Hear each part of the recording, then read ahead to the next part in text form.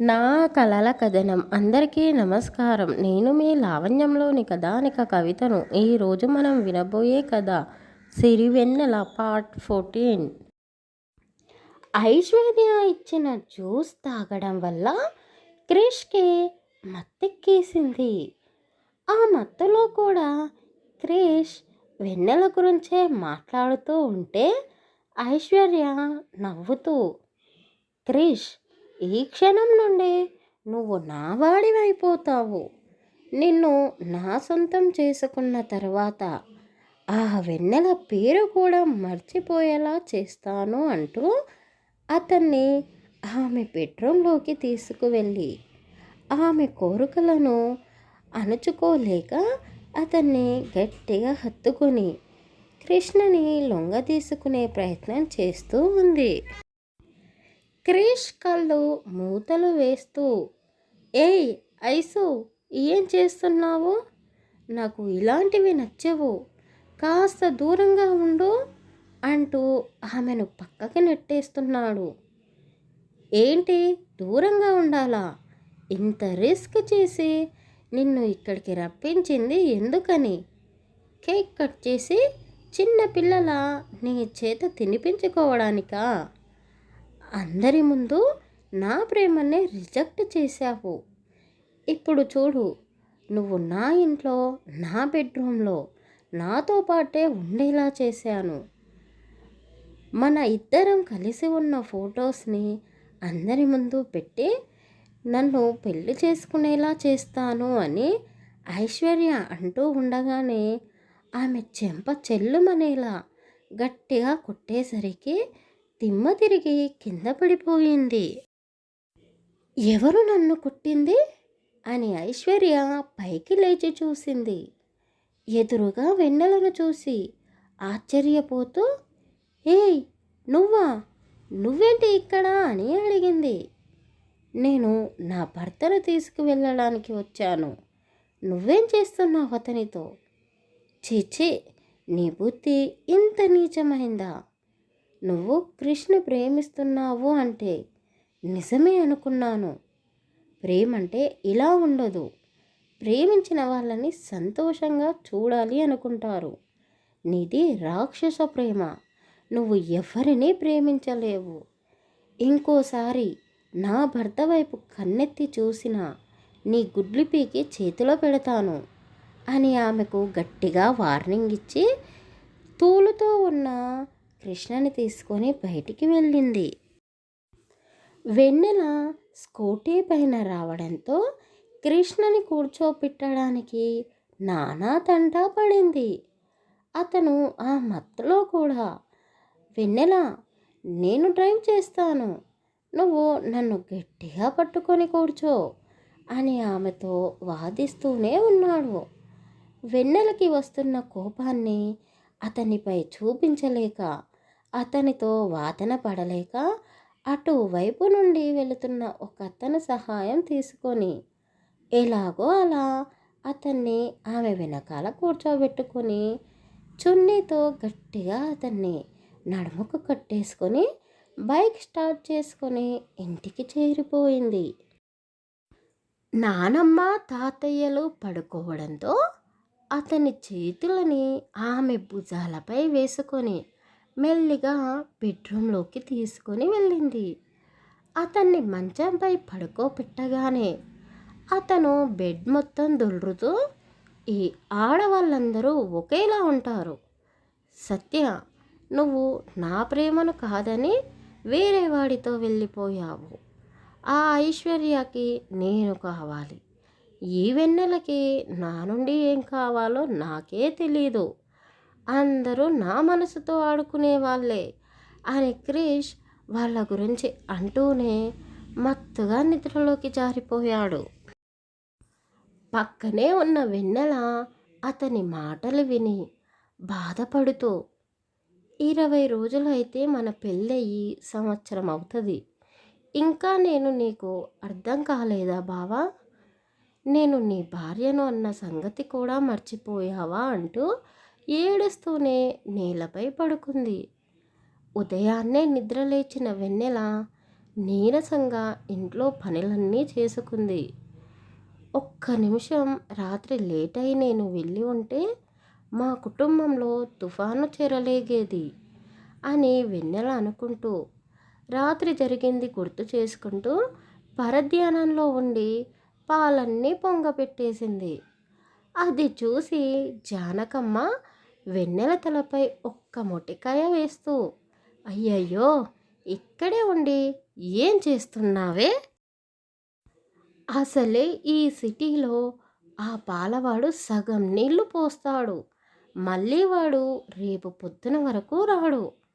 ఇప్పుడు మనం కాఫీ ఎలా తాగుదామే అని జానకమ్మ అంటూనే వెన్నెల వైపు చూస్తూ, ఏంటే, ఏమైంది? నీ ముఖం అలా పీలగా మారిపోయింది, ఆ కళ్ళు కూడా ఉబ్బిపోయాయి అని అడగడంతో వెన్నెల పక్కకి మళ్ళీ, అదేమీ లేదు నానమ్మ, రాత్రి సరిగ్గా నిద్ర పట్టలేదు, అందుకే కళ్ళు ఉబ్బినట్టుగా ఉన్నాయి, నిద్ర లేకపోవడం వల్ల నా ముఖం పీలగా కనిపిస్తున్నట్టుంది నీకు అని సమాధానం ఇవ్వడంతో నాకెందుకో నువ్వు ఏడ్చినందుకు నీ కళ్ళు ఉబ్బిపోయాయేమో అనిపిస్తుంది. నిజమేమిటో చెప్పు. రాత్రి వాడితో గొడవ పడ్డావా? వాడు నిన్ను ఏమైనా అన్నాడా? అన్నీ నీ మనసులోనే పెట్టుకొని బాధపడితే మాకు ఎలా తెలుస్తుంది? చెప్పుకోవడానికి తల్లి లేదు, నీ కన్నీళ్లు తుడవడానికి కన్న తండ్రి లేడు, కానీ మేమందరము ఉన్నాం కదా. నువ్వు సంతోషంగా మా కళ్ళ ముందే ఉండాలనే కదా నీ బావకిచ్చి పెళ్లి చేశాము. భార్యాభర్తల మధ్య చిన్న చిన్న గొడవలు రావడం సహజమే, కానీ అప్పుడప్పుడు నోరు జారి గొడవలు పెద్దగా కూడా మారుతాయి. అలాంటప్పుడే ఎవరితోనైనా బాధని పంచుకొని సలహా తీసుకోవడం మంచిది అని ఆవిడ అడగగానే వెన్నెలకి దుఃఖమాగలేదు. నానమ్మ అంటూ ఆమెను పట్టుకొని ఏడ్చేసింది.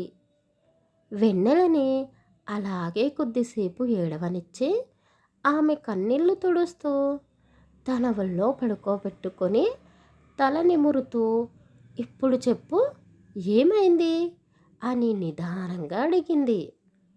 నానమ్మ, బావకి నేనంటే ఇష్టం లేదు, బావ మనసులో ఇంకా అక్కనే ఉంది అని వెన్నెల చెప్పగానే జానకమ్మ ఆశ్చర్యపోతూ, ఏంటే, ఏం మాట్లాడుతున్నావే?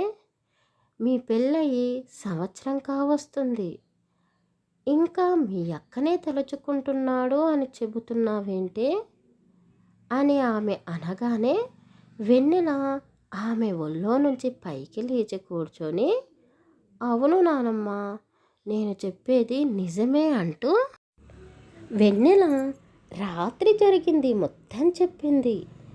జానకమ్మ నోరెళ్ళబెట్టి, వామ్మో, ఏంటే, ఈ సిటీలో అమ్మాయిలు కూడా నా మనవడి వెంబడే పట్టారు, అయినా నిన్ను అనాలి, ఇంట్లో ఇద్దరే ఉంటారు, ఒకే ఆఫీస్కి వెళ్ళి వస్తారు, ఇంకా నీ మొగుడిని కొంగు పట్టుకొని తిరిగేలా చేసుకోవాల్సింది పోయి బావ మనసులో ఇంకా అక్కనే ఉంది, ఆఫీస్లో మరో అమ్మాయి ప్రేమిస్తుంది అంటే నాకు వచ్చి చెబుతావేంటి అని ఆవిడ కసరిస్తూ అనగానే వెన్నెల ఏడుపు ముఖం పెట్టి, ఏంటి నానమ్మ, నువ్వే కదా గుచ్చి గుచ్చి అడిగావు, చెప్పు అన్నావు, చెప్పాక కూడా నన్నే తిడుతున్నావు ఏంటి అని వెన్నెల అనగానే, అయ్యో పిచ్చి పిల్ల, నేనంటున్నది నీకు అర్థం కాలేదు. నువ్వు ఇలా పూజలు పునస్కారాలు చేస్తూ కూర్చుంటే ఆ దేవుడు వచ్చి నీ కాపురాన్ని చక్కబెడతాడు అనుకుంటున్నావా? నీ అందంతో వాడిని కట్టిపడేయాలి, నిద్రలో కూడా నీ పేరే తలుచుకునేలా చేయాలి అని ఆవిడ వెన్నెలకు సలహాలు ఇస్తూ ఉంటే, నానమ్మ, నేను అలా ఎప్పుడూ చేయను, నేను అలా పిచ్చి పిచ్చిగా తయారైతే బావకి నా మీద కోరిక కలుగుతుంది, కానీ ప్రేమ ఎలా పుడుతుందే అని వెన్నెల అనగానే, అవునా, అయితే సరే, వాడితో నేను మీ తాతయ్య మాట్లాడి నీ ప్రేమ గురించి అర్థమయ్యేలా చెబుతాము అని ఆవిడ అనగానే, అయ్యో నానమ్మ, నీకు చేతులెత్తి మొక్కుతాను, నువ్వు అలాంటి పని మాత్రం చెయ్యకు. ఎన్ని రోజులైనా ఎన్ని సంవత్సరాలైనా సరే నేను బావ ప్రేమ కోసం ఎదురు చూస్తూ ఉంటాను. ఇలా వాళ్ళు వీళ్ళు చెబితే బలవంతంగా కాపురం చేస్తాడు, కానీ ప్రేమగా నాతో ఉండడు. దయచేసి నన్ను అర్థం చేసుకోనానమ్మా అని ఆమెకు చెబుతూనే వెన్నెల కాఫీ కప్పు ఆమె చేతిలో పెట్టి, ఇది తాతయ్యకి ఇచ్చి వస్తాను అంటూ వాళ్ళ తాతయ్యకు కూడా కాఫీ ఇచ్చి వెన్నెల కూడా తాగేసి ఆమె గదిలోకి వెళ్ళి చూసింది. క్రిష్కి ఇంకా మెలకువ రాకపోవడంతో అతన్ని నిద్ర లేపకుండానే వెన్నెల రెడీ అయ్యి, నానమ్మ, సాయంత్రం త్వరగా వస్తాను, మామయ్య ఫోన్ చేశాడు, మీరు కూడా రెడీ అయ్యి ఉండండి అని వాళ్లకు చెప్పేసి ఆఫీస్కి బయలుదేరిపోయింది. ఆమె వెళ్ళగానే క్రిష్ కూడా మత్తుగా నిద్రలేచి తల పట్టుకొని కూర్చున్నాడు. రాత్రి జరిగింది గుర్తు చేసుకొని, వెన్నెల వెన్నెల అక్కడికి ఎలా వచ్చింది? అసలు నేను ఐశ్వర్యతో ఉన్నానని ఆమెకు ఎలా తెలిసింది? ఐశ్వర్య కూడా నన్ను నమ్మించి ఎంత మోసం చేసింది? ఆమెకు ఎలాగైనా బుద్ధి చెప్పాలి. వెన్నెల సమయానికి రాకపోయి ఉంటే ఏం జరిగేదో ఏమో, తలుచుకుంటేనే భయం వేస్తుంది అంటూ అతను ఫ్రెష్ అయ్యి వెన్నెల వెన్నెల అంటూ పిలిచాడు. వెన్నెల ఎక్కడా కనిపించకపోయేసరికి, అమ్మమ్మ, వెన్నెల ఎక్కడా అని అడిగాడు. ఒరే కృష్ణయ్య, నీ పెళ్ళాం ఎప్పుడో ఆఫీస్కి వెళ్ళిపోయింది, ఒకసారి టైం చూసుకో అని ఆవిడ అనగానే క్రిష్ టైం చూసి, అయ్యయ్యో, 10 అయిపోయిందా, ఇంతసేపు పడుకున్నానా, కనీసం మీరైనా నన్ను లేపొచ్చు కదా అని అతను అనగానే, ఆ రాత్రి ఎక్కడికి వెళ్ళావురా, ఏం ఘనకార్యం చేయడానికి వెళ్ళావు అని జానకమ్మ అడగగానే క్రిష్కి ఏం చెప్పాలో అర్థం కాక, సరే నేను వెళ్తున్నాను అంటూ పరుగు పరుగున ఆఫీస్కి బయలుదేరాడు. క్రిష్ ఆఫీస్కి వెళ్ళగానే వెన్నెల కనిపించకపోయేసరికి ఆమెకి ఫోన్ చేశాడు. హలో వెన్నెల, ఎక్కడున్నావు నువ్వు, ఆఫీస్లో లేవు కదా అని అతను అడగగానే, వస్తున్నాను, ఒక ఇంపార్టెంట్ పని మీద బయటికి వచ్చాను, 5 నిమిషాల్లో నీ ముందు ఉంటాను అని ఆమె ఫోన్ పెట్టేసి అన్న టైం కల్లా కృష్ణ ముందుకు వచ్చింది. ఆమె వెంట 2 వ్యక్తులు ఉండడంతో ఎవరు అని కళ్ళతోనే అడిగాడు. క్రిష్ చెబుతాను, ఇంకో 2 నిమిషాలు ఆగు అంటూ ఐశ్వర్యాని కూడా క్రిష్ క్యాబిన్లోకి పిలిచింది. క్రిష్కి ఐశ్వర్యాన్ని చూడగానే కళ్ళు ఎర్రపట్టాయి. తనెందుకు ఇక్కడికి వచ్చింది? వెన్నెల, రాత్రి ఏం జరిగిందో మర్చిపోయావా? నేను ఆవిడ ముఖం చూడడానికి కూడా ఇష్టపడడం లేదు, ఇక్కడి నుండి పంపించేసేయి అని అతను అనగానే వెన్నెల వెంట పెట్టుకొని వచ్చిన ఆ 2 ఐశ్వర్యాన్ని చూసి, ఏం చేశావే రాత్రి, బుద్ధిగా ఉంటాను అంటే నీకు పెళ్లి చేయకుండా ఒక్కదాన్నే సిటీకి పంపించాము, బుద్ధిగా పని చేసుకోకుండా పెళ్ళైన ఈ అబ్బాయిని ప్రేమించావా, నువ్వు చేసింది తప్పు కాక రాత్రి ఇంటికి పిలిచి ఏం చేద్దామనుకున్నావే అంటూ ఆమె ఐశ్వర్యాన్ని క్రిష్ ముందే ఆ చెంప ఈ చెంప పగలగొట్టేసింది.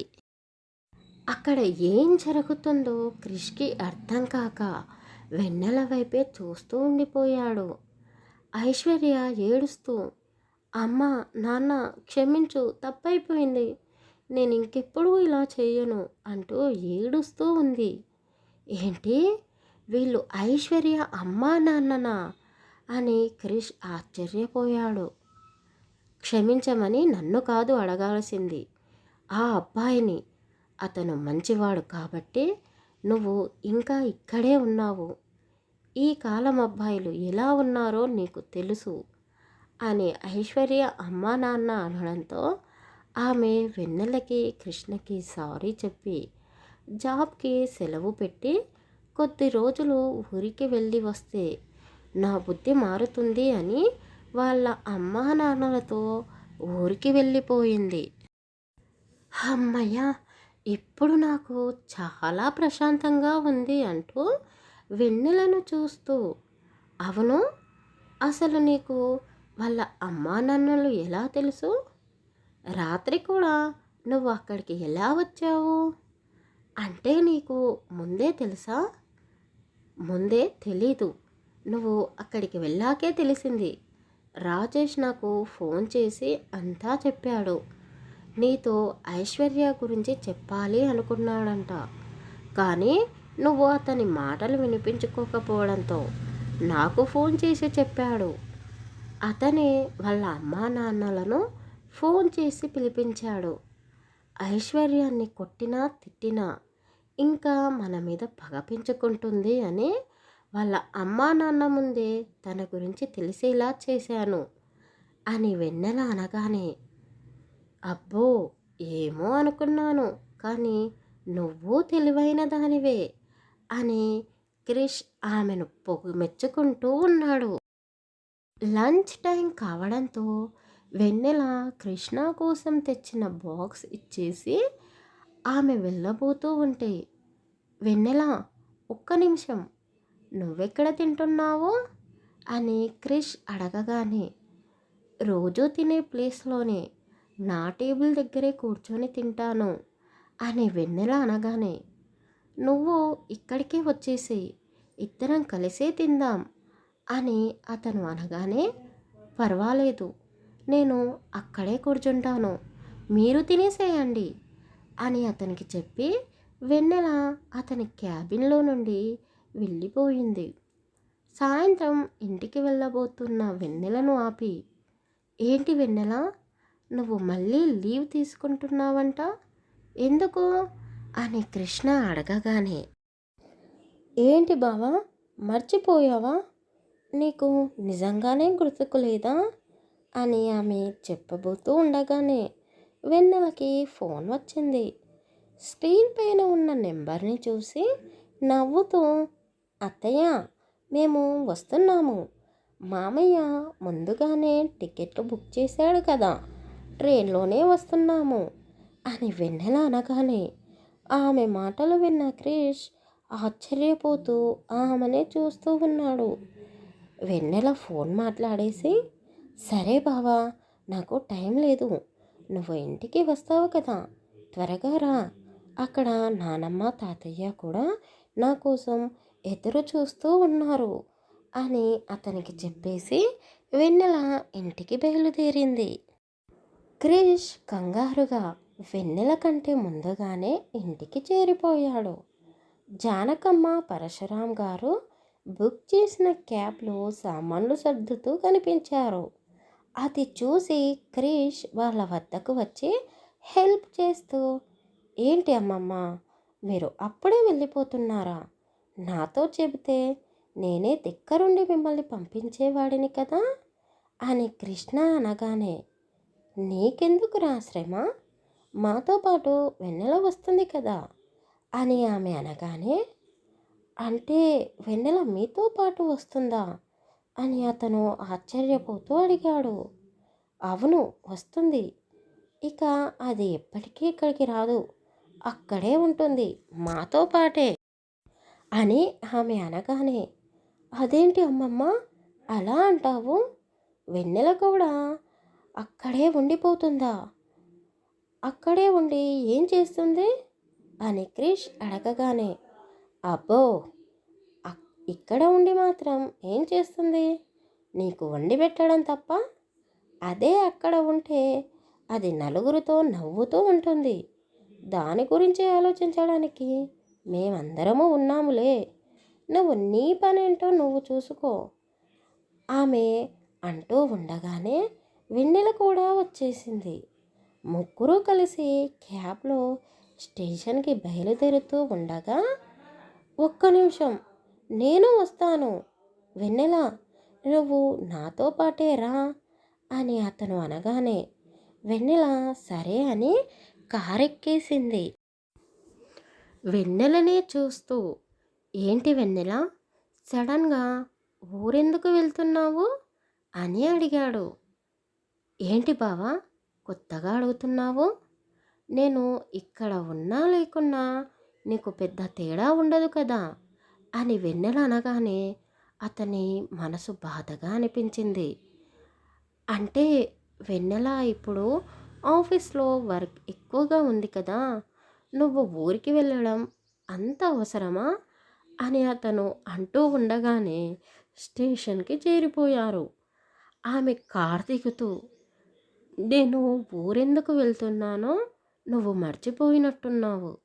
ఇంటికి వెళ్ళగానే క్యాలెండర్ చూసుకో, వీలైతే నువ్వు కూడా రావడానికి ప్రయత్నం చేయి అని అతనికి చెప్పేసి వెన్నెల అక్కడి నుండి రైల్వే స్టేషన్ లోపలికి వెళ్ళిపోయింది. క్రిష్ కూడా ఆమె వెనకాలే మౌనంగా వెళ్ళి వాళ్ళ వద్ద నించున్నాడు. ఎప్పుడు లేటుగా వచ్చే ట్రైన్ ఆ రోజు త్వరగా రావడంతో డల్గా క్రిష్ లగేజ్ అంతా లోపల పెట్టేసి వాళ్ళకు బాయ్ చెప్పేసి ఇప్పుడే వస్తాను అంటూ వాటర్ బాటిల్ తీసుకొని వెన్నెలకి ఇచ్చాడు. వెన్నెల ఒక్క నిమిషం అంటూ ఆమెను పక్కకు తీసుకొని వెళ్ళి, నువ్వు మళ్ళీ వస్తావు కదా అని చిన్న పిల్లాడిలా అడుగుతూ ఉండగానే ట్రైన్ కదులుతూ ఉంది. అతనికి ఏం చేయాలో అర్థం కాక వెన్నెలని గట్టిగా హత్తుకొని కదులుతూ ఉన్న ట్రైన్లో నుండి కిందకి దిగేశాడు.